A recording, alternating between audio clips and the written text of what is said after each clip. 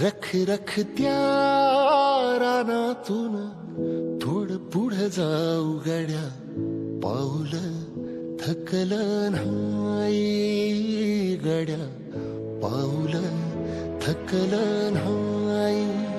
सुकलेल्या भाकरीला पाण्यासंग खाऊ गड्या, पाऊल थकलं नाही गड्या, पाऊल थकलं नाही.